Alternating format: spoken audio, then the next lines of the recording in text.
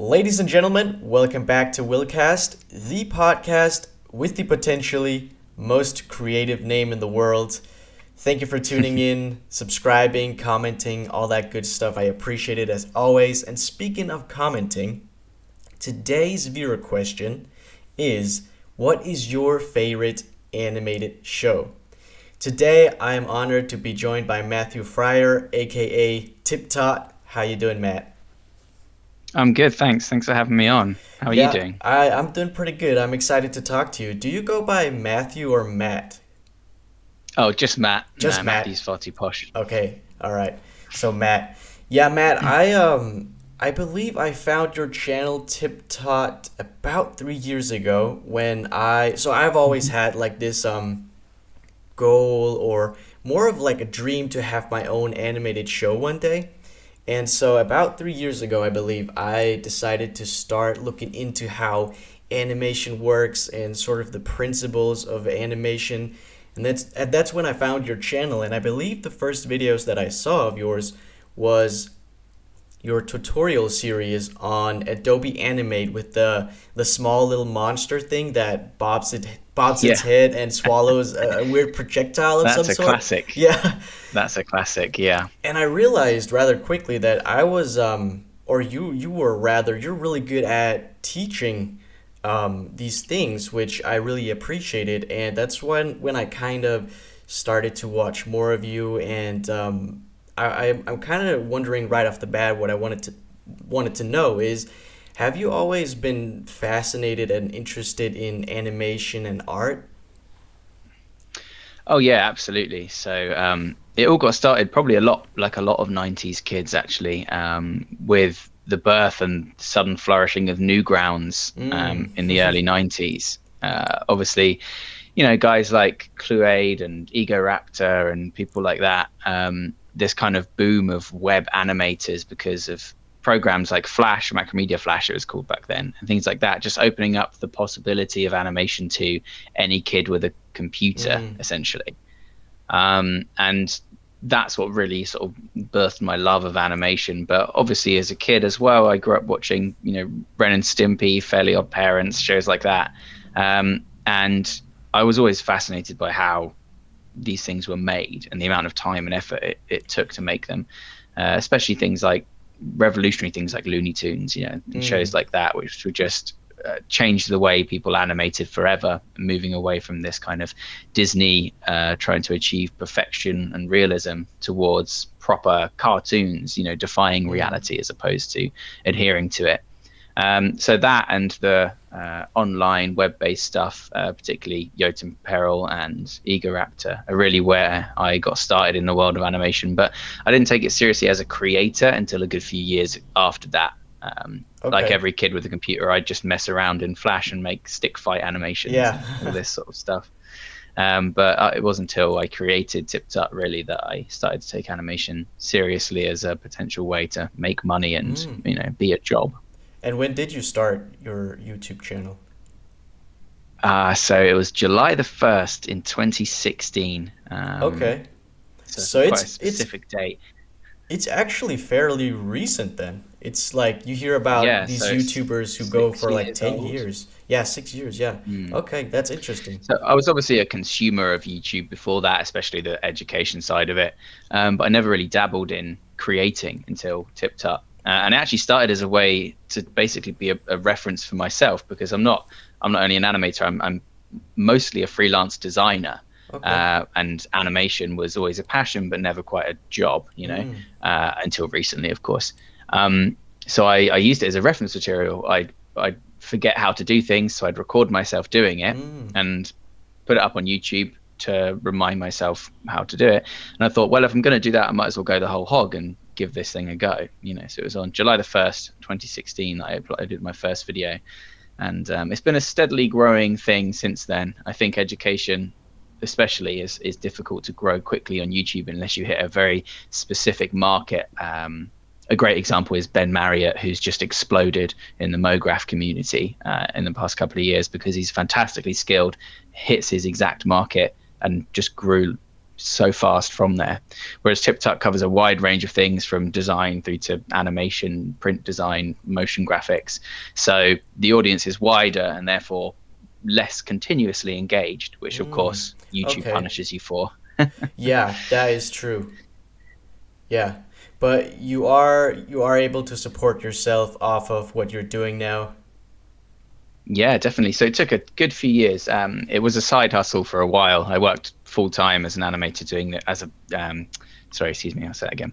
I worked full time as a graphic designer for several years. The first 5 years actually of TipTut, it was a side project, and it was only last year that I took it full time. And now I do a bit of freelance design and a bit of YouTube. And between the two, I can pay my bills and put food on the table and keep my Okay. wife and animals happy. So That's awesome. Yeah, I love the fact that today you have the possibility to, well, if you work hard enough and you're talented, of course, to support yourself off of your passion. That's incredible. That's awesome.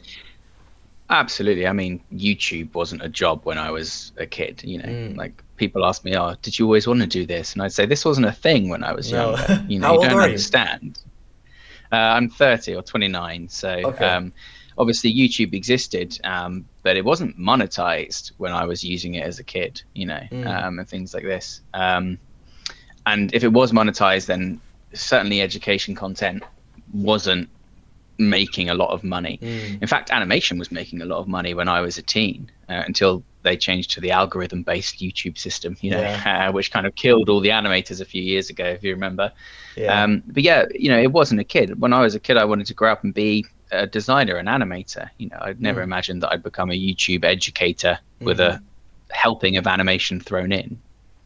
Have you done any animation for any mainstream projects, like any actual, in quotations, real animation movies? In terms of television and film, no, not really. Most of my stuff is web based. I have done a few commission projects for the Game Grumps recently, which is a large channel on YouTube, believe it or not, about 5 million, 6 million subs, and they do animated collabs and clips from their Let's Play show. And so, and I've had animated clients for adverts for television, so Oh, okay. run adverts and things like that, but I've never worked on a official animation show. Like I said, I came up actually doing design, so I've done a lot of design work that's out there in the real world, but the animation was something that I always enjoyed and loved doing, and I've managed to just now make it a money earning thing. So a lot of the time it was just a passion rather than a employment, if that makes sense. Yeah. And now I've managed to turn it around to actually start making a bit of money on it and start making some products that people might one day recognize. Yeah, that's awesome. I love that. What's your favorite animated show? It's a toss-up. If you're talking about the television, it would probably have to be early Looney Tunes or Ren and Stimpy. I absolutely love the gross out 90s 80s kind of style of animation, where they completely break the laws of physics, and Yeah. they have the hyper detailed close-up shots, and the characters morph and twist, and on every frame there's no such thing as a character model, so that kind of animation. Yeah. But the ones I grew up watching, obviously Ren and Stimpy was a bit before my time. I picked it up when it was on reruns, but I came up watching things like Fairly Odd Parents and stuff like that, which is more, as you know, like cutout animation as opposed to frame by frame classic stuff. Dexter's Laboratory and all that sort of thing. But if I had to pick one that was like an absolute favorite, it would probably be Ren and Stimpy or Looney Tunes. Okay. Cool. Yeah, I'm also fascinated about how many, because when you say animation, it's such a broad it's such a broad spectrum, because there's so many different types of animation, like 2D, 3D, and then in 2D even more different styles of animation, right? Yeah. Like I was gonna say my favorite animated show is South Park, which is South Park, yeah, it's another fantastic one. very, very different animation style. There's not, as far as I'm aware, Well, you not. even look at no, go on, carry on. I was just saying, yeah, there's not a whole lot of animations like South Park, as far as I'm aware. I mean, you look at early South Park and you look at current day South Park, and I'd say that those are even two completely different styles of Yes. animation. Yeah, I agree So it's completely. Yeah. even in and of itself, it's evolved to a point where it's, it isn't what it was when it started. But you look at, there's a lot of history to animation and how it evolved and where it came about, but so much of it is wrapped up in the culture as well. You look at something like Cowboy Bebop or other really famous animes, and you compare it to the other kind of animation that's available in the West, and like you say, the same medium, it's pictures moving by so fast that they look like they're moving, but there's so many different techniques and styles that it really is probably one of the most creative outlets for Yeah. artists. Yeah, I would probably agree. Have you delved into 3D animation? Because I know you do a lot of 2D. I mainly focus on 2D. I have a little bit of 3D in my workflow in that I am terrible at drawing perspective.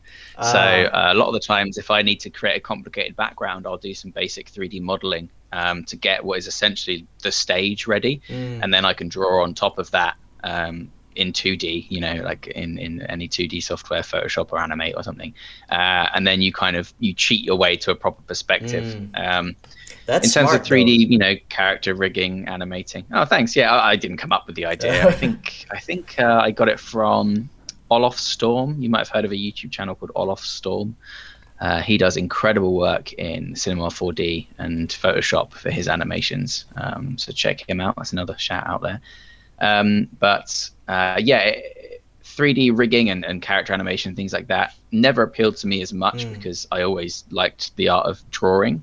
But it's definitely within its own skill set and incredibly difficult. But all of the principles that you learn for any type of animation are the same, regardless of the type of animation you're doing. It's all about the correct timing and weight and squash and stretch and all these other principles that we know, regardless of, whether you're doing a 3D model or claymation or 2D cutout or frame by frame or whatever. It doesn't matter. It's all the same principles. Do you have a favorite style of animation that you like to do? I do. I like gross out animation, like the Ren and Stimpy style things where you really push the boundaries of realism. So characters with extreme facial expressions and mouths that stretch off when they say ooh, and it like basically leaves their face, and big wild eyes, and spit flying everywhere. Excuse me, spit flying everywhere, and all these other things like this. That's the kind of animation I love doing.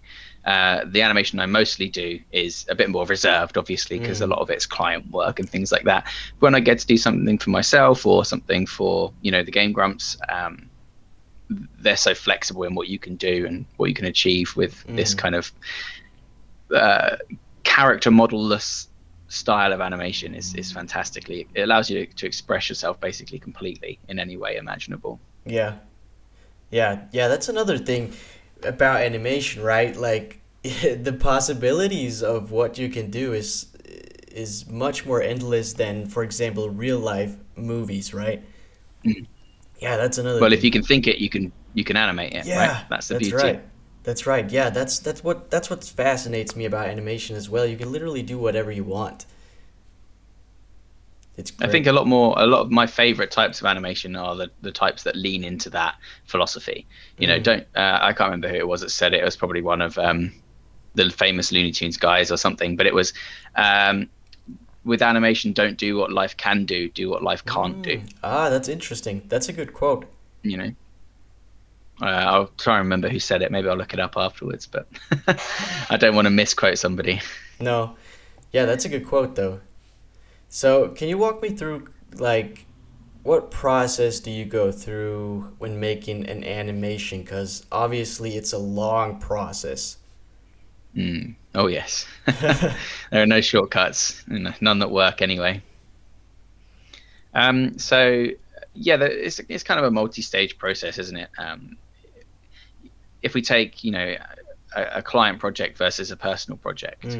So a client will obviously usually come to you with a script and an idea of what they want. So that's probably not the most interesting thing to talk about. But if you're looking at a personal project or a project that you have more creative control over, the first thing I try and do is I try and think of the best way to visualize what the story or the joke is. So I've got a little idea I'm working on at the moment about. Did you ever have these? I don't know if you had them in America. These toys that were kids, and they're basically like a grow your own dinosaur or grow your own alien. And it was a little tiny dinosaur, and you put it in water, and it would get Yeah. bigger.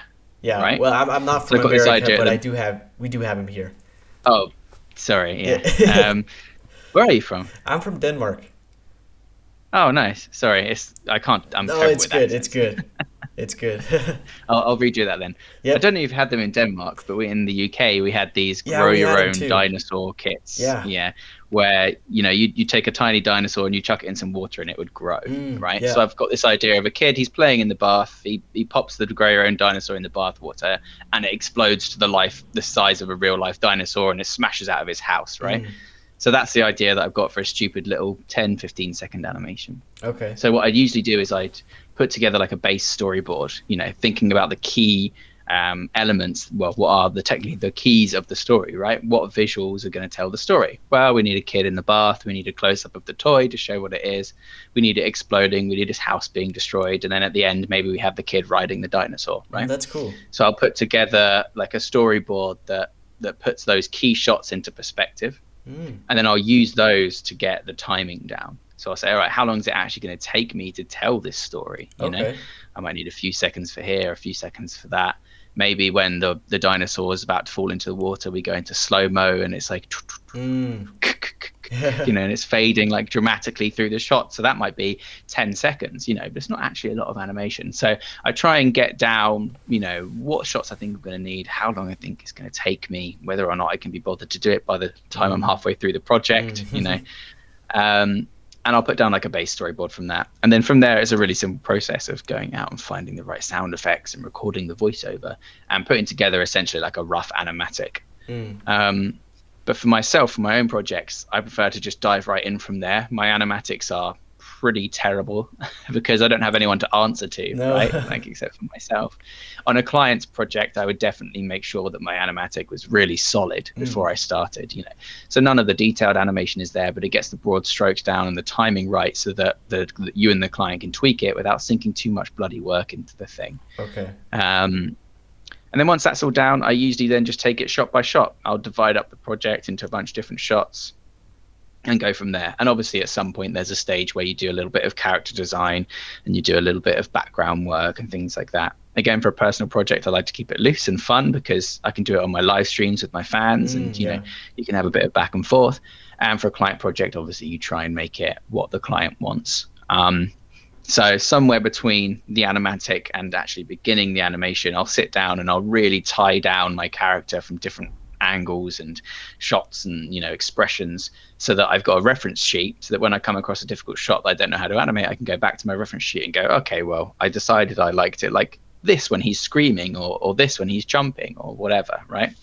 And then that helps you, should you hit any little roadblocks, essentially, you can kind of blast past them because you've got this reference sheet that you made. And when you were happy and you weren't miserable from animating for 30 hours, you've got this thing that you can go back to and go, right, I was obviously happy with that when I thought of the project and tied this character down. So let's use that as the base for this shot or expression or motion or whatever. And then that kind of allows you to force yourself to get through the slow hours, because any animator knows that by the time you finish a project, you hate what you've done at the start. So if you can alleviate a little bit of that by planning out in the beginning, then that does certainly help. Okay, that's smart. And usually once I've done animating, I'll probably dump it into After Effects and add a few simple effects, because I animate in Adobe Animate mostly. There's no real like brushes or anything like that. We all know how crap Adobe Animate is, but I've been using it since it was Macromedia Flash, and I'm too much of an old stubborn git to learn anything new, so I'm stuck with it. So I'll usually dump it into After Effects, and I'll use little tricks like turbulent displace and adding noise to make my line work a little bit more crunchy and realistic and things like that. I'll use that to tweak the colors and things, and then I'll just call it a day and export it. Obviously, I don't do any of that step if it's a client project until they've signed off the basic thing, and then that all comes at the end. But for a personal project, I spend probably as much time tweaking and playing at the end that I do actually animating the damn thing. So. Yeah, that's the general process. There's a storyboard, there's an animatic, and then you tie it down. Yeah, I definitely can relate to that tweaking process from for me making TikTok videos or YouTube videos, like that's what I spend a lot of time on as well, to try to get that finished product just perfect and perfectly polished, right? How long does it take to Well, make it? you'll always notice the mistake once you've hit export. You Yeah, never notice it before. So the longer you sit there, the less chance there is of that actually yeah, happening. that's true. How long does it take you to make an animation? Obviously, depends on the different Yeah, animations. of course. It depends on how many characters are in the shot, what the shot is, that sort of thing.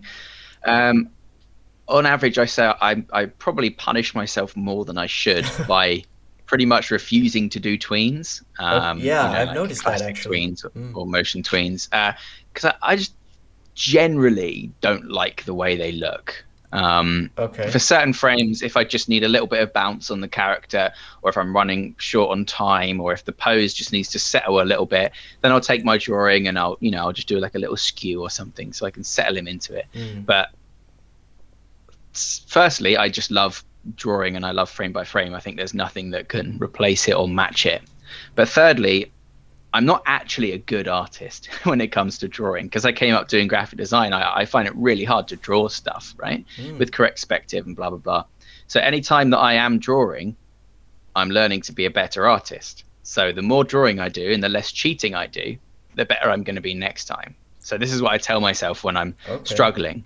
It's like, this is me kind of like, fording the river and making myself better. Whereas if I relied on tweens and cheats and things that, yeah, I know work, but I also know I'm not going to be super happy with. Unfortunately, what all this means is it takes a bloody long time to get anything done. So on average, if it's say one character, I can usually animate about 3 or 4 seconds in a day. Okay.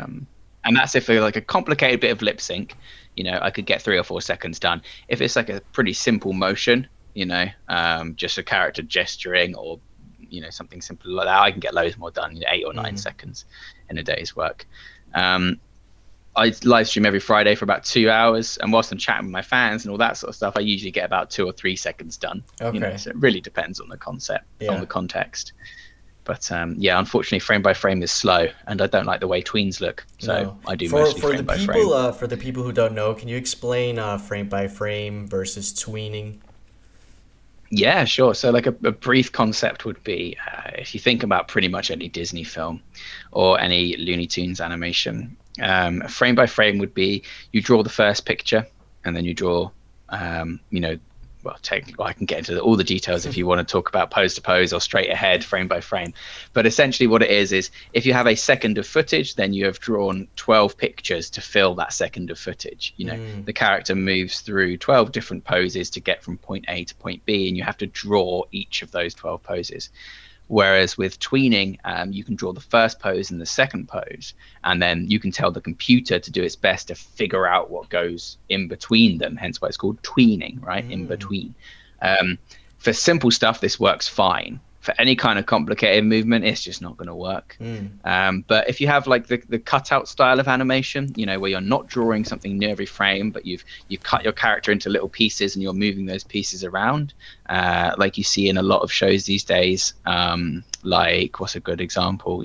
Adventure Time uses this sort of thing. Archer, if you want a more mature audience, uses cutout animation. Then tweening works fine, because the computer can figure out you're taking this one drawing and you're just moving it about.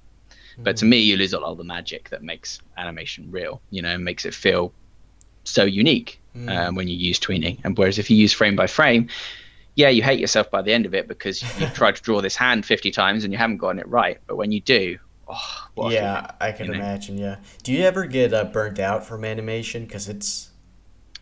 Oh yes. It's easy to give this advice, right? And it's so much harder to follow it. But stopping is super important. Making sure you're well rested and well fed, and you're drinking enough water, and you're taking walks away from your computer and all this sort of stuff. It all contributes, because not only do you burn out, but animating is it uses both sides of your brain. It's such an analytical process, because you have to understand how these things move and how they would move and how their forms would change as they move. But it's also an incredibly creative process, because you're drawing art basically. And if, like me, if you struggle to draw, then you're going to struggle to draw things moving even more. So it's so easy to burn out. And the best way I can say to avoid burnout is to make sure you're taking enough breaks and to, you know, get away from the computer or your desk for a while and go for a walk. If you've got a dog, go walk the dog, you know. But the second most important thing is make sure you love what you're animating. This is why I animate in the style that I want to, because if you're having fun, then you're going to burn out less. And not only that, but your work's going to be better. Yeah. There's no worse work than work that you don't care for when you start. No. You know? I think it is also very clear to see in your work that it is really something you're passionate about. Well, I hope so, because I am. Yeah. I try my best to make sure that everything I create, even down to weekly YouTube videos, right? If I don't think an idea is worth it, I don't do the video, which has absolutely come back to bite me in the ass in terms of YouTube's algorithm and pushing content and all of this. But I don't want to make content that I don't think is useful. No. So I won't redo the same video like all these other creators do 1,000 bloody times just because, you know. But at the same time, if I've improved and I think I can say in a better way or explain in more detail a certain concept, then I will revisit. But yeah, you have to be passionate about what you're doing, because if you're not, that's going to come across. And if you're not passionate, then why should your audience be passionate? If you don't care, why should your audience care? Yeah, it's important to be authentic, and I think it's more important than people realize as well to be authentic. I think not even from a success point of view, but just from a fucking happiness point of view. I agree. If you're not authentic, you're going to be miserable at some point. It's just not going to work. It's not sustainable, you know? I talked a little bit about this in my, I had a solo podcast. That was the first episode of WillCast here, about how important it is to be yourself. And yet it is, for some reason, to a lot of people, including myself, it is one of the hardest things to do, to be yourself. But yet it is so important. Yeah. I think there's a lot... I've actually done a lot of soul searching, like most people in the world, the past couple of years, because we've had to, right? We've been stuck with ourselves for a lot longer than we usually are. But I think that's come to help people realize a certain truth, which is that you spend a lot of your life, me included, I've only been working for myself full time for about a year now. You spend a lot of your life doing stuff for other people. And to do that, you need to, you know, because you need to pay your mortgage, you need to eat, you know. Fuck capitalism, like every man in the world hates it, and I do too, but you know, we're stuck in it.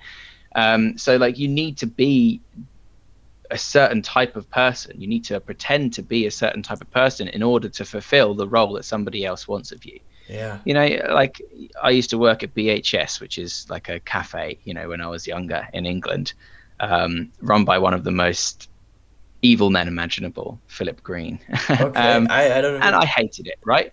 But whenever I worked there, I had to serve people with a smile and all of this, right? And so many people in the world spend their entire lives doing that because they have to, that they don't really know who they are because they have to spend so long being somebody else.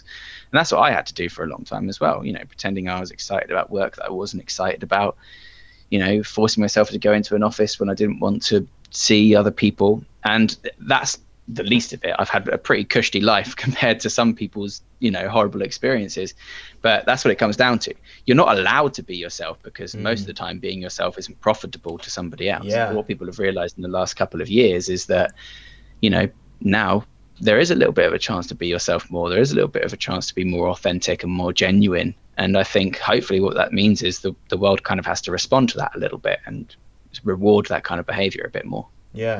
But that was a massive tangent, so.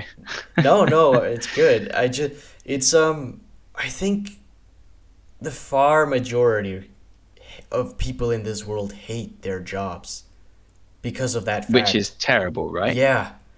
Like, do you think that's ever going to change? I'm. If it was, I mean, ever the pessimist, right? Like, I'm English, so I like to complain, but I think it can. I think it has the chance to. And if there ever is a time in the history of the world, then it's now, right?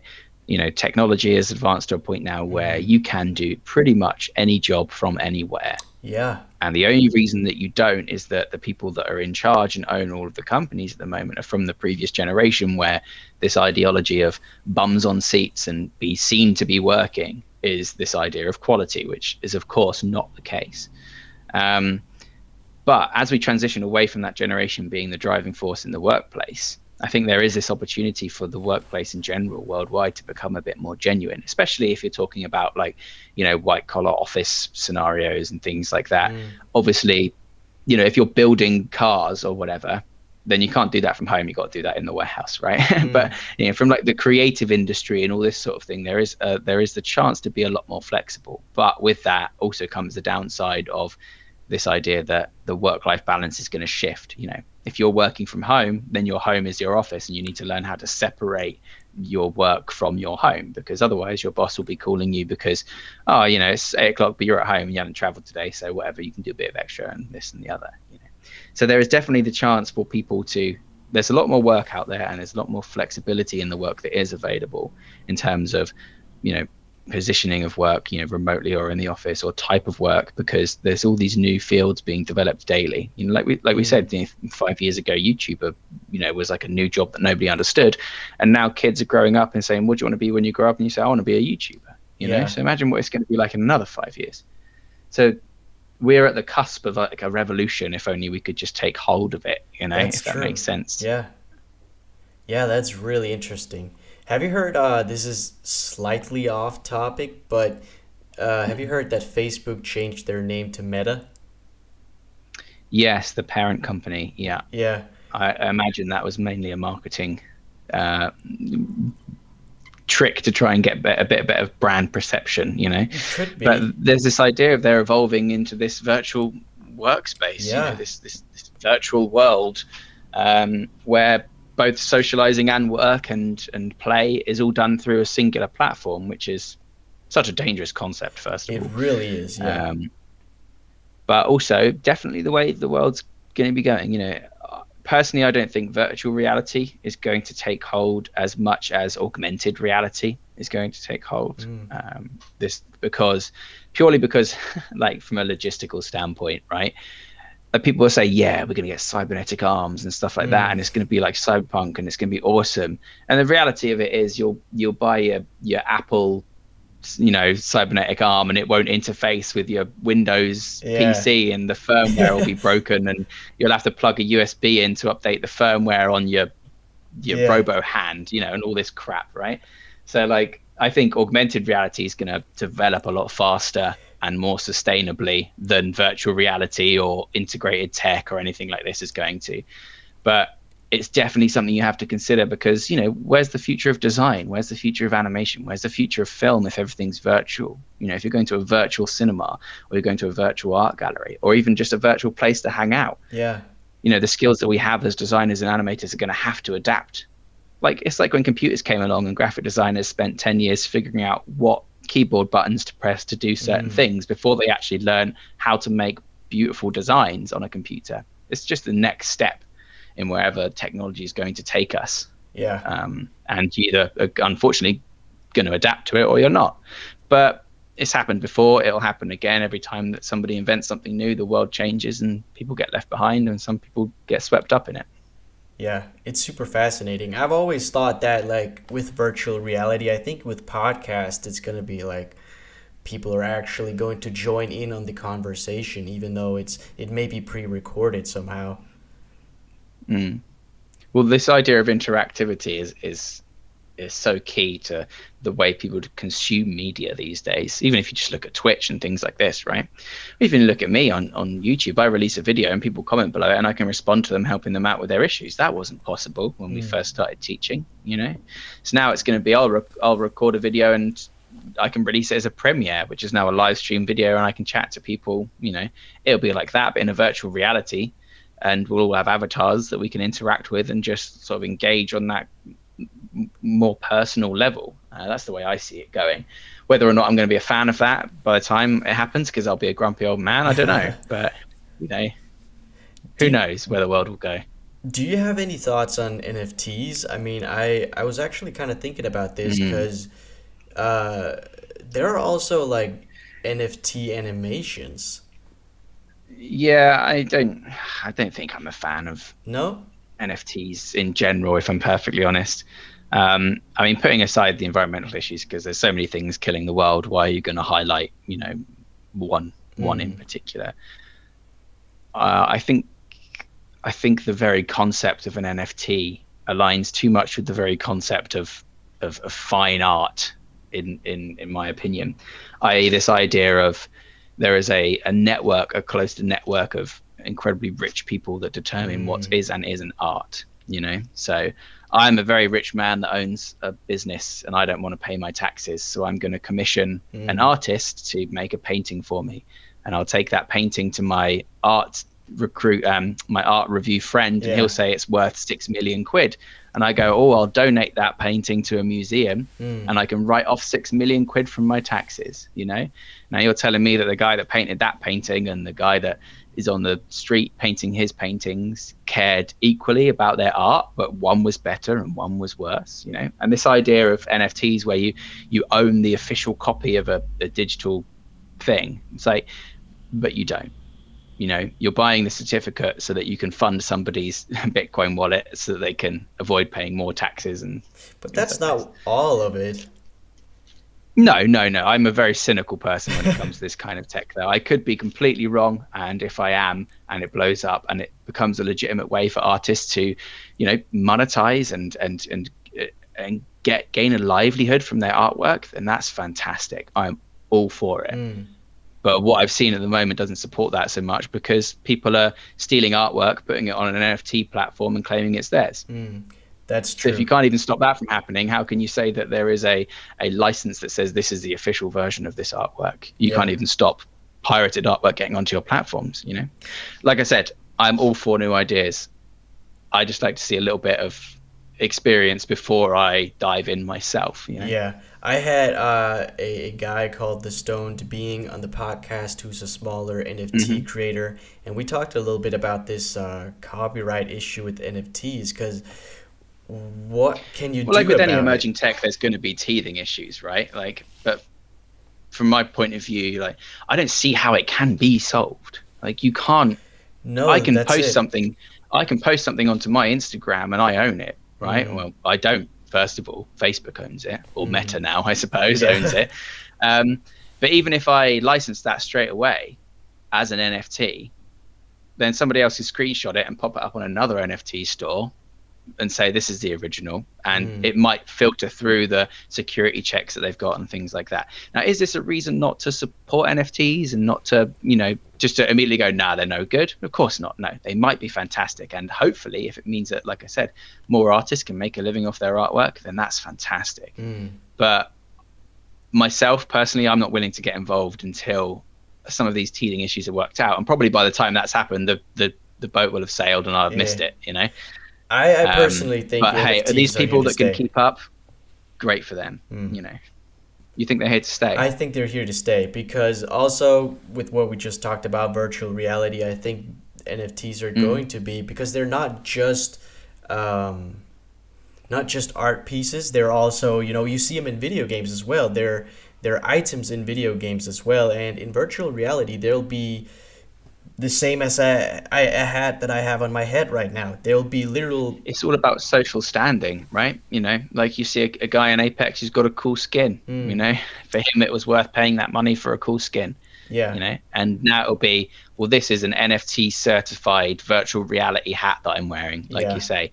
And within certain circles and certain communities, that will mean enough to give it value, and that's totally fine, because everything is fake. Nothing has value. Yeah, you think you go down to the shop and you buy a sandwich with your £5 note. Your £5 note doesn't have value. It only has value because you pretend it does. Yeah, that's true. So the concept of them, I'm all for. I'm just too scared to get involved. Yeah, it is. There is a lot of risk involved in it for sure, especially all the different cryptocurrencies and stuff. It's confusing, and you gotta do Dogecoin and Upcoin and there's so much to whatever it. It makes coin. my brain hurt.